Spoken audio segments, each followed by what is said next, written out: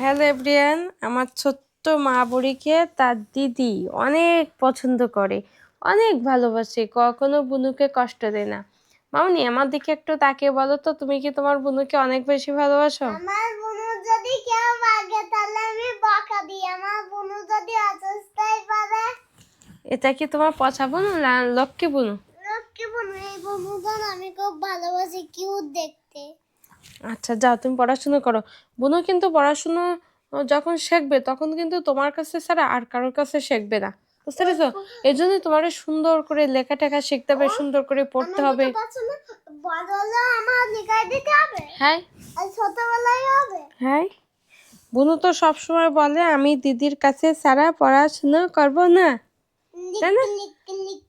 তিয়াশা বুড়ি তার বুনুকে অনেক ভালোবাসে, সবসময় তাকে আদরে রাখার চেষ্টা করে।